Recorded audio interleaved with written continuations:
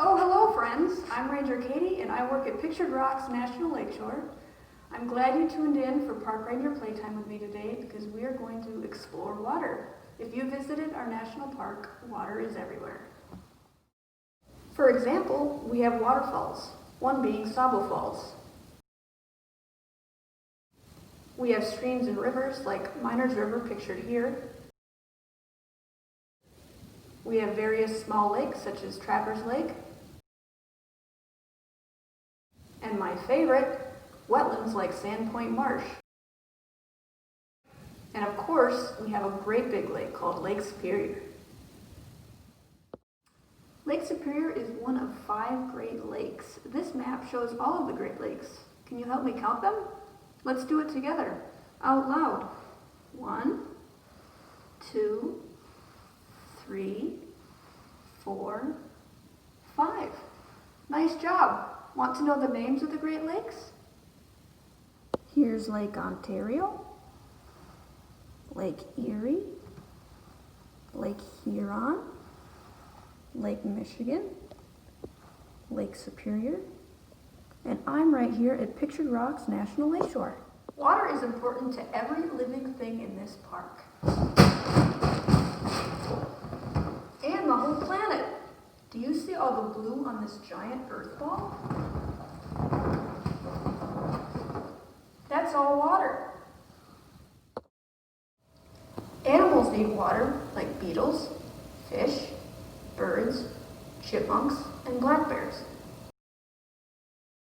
Plants need water, like trees, water lily pads, and wildflowers.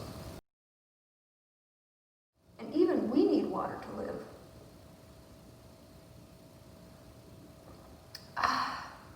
That glass of water really hit the spot. So, let's be scientists today and experiment with water right from our homes. For our first water experiment, I filled this container with water. I've also collected some items from the park and some common household items. I want us to decide, or predict as scientists would say, which items will float and which items will sink. Are you ready? Let's start with the items from the park. Do you think this rock will float or sink? Let's see. It sunk. What about the beech nut shell, which is from a tree found in the park? Do you predict it will float or it will sink? Let's find out. It floated. Okay, now let's try the items that you might find in your house. Do you predict the cotton ball will sink or float? It floated. What about the spoon? Do you predict it will sink or float? It sunk. That was fun, scientists. Feel free to try this experiment at home with an adult using items from your house that are okay to get wet. Let's try one more. For our second water experiment, I have a sponge, a cup of water, a measuring spoon, and a tray to place the sponge on. Let's use our imagination and pretend this sponge is a cloud in the sky. This picture shows many different shapes of clouds. Some are round and puffy, and others are long and wavy. Did you know that water collects in these clouds? That means clouds are sort of like a sponge that can hold water.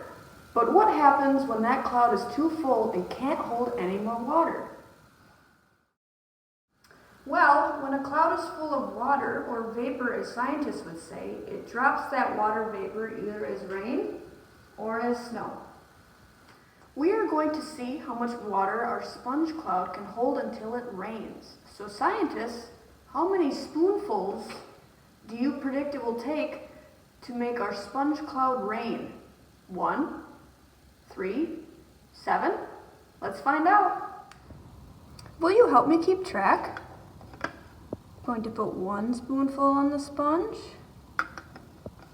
Here's 2 spoonfuls on the sponge. 3 spoonfuls.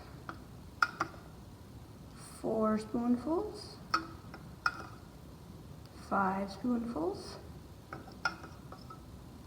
6 spoonfuls, 7 spoonfuls, 8 spoonfuls, 9 spoonfuls, 10 spoonfuls, 11 spoonfuls, 12 spoonfuls. It took 12 spoonfuls to make our sponge cloud rain. Was your prediction right? I wonder, would it take the same number of spoonfuls if I had a bigger sponge? Try this at home if you can and find out for me. All right, water scientists, we've come to the end of Park Ranger Playtime, but don't stop here with learning about water. Try these experiments from your own home with just a few household supplies. Parents, do an internet search for water experiments for early childhood, and you'll find many more simple activities to investigate water from home. Or take this playtime learning outside. Brainstorm a list of things about water to find in your neighborhood or local park and have fun safely exploring. Here's a list I hope to find when I go outside later. Moving water, storm drain, something that drinks water, and something that stores water. This is Ranger Katie from Pictured Rocks National Lakeshore saying thanks for being water scientists with me today. Oh, and hey, did you know how Lake Superior says goodbye? It waves.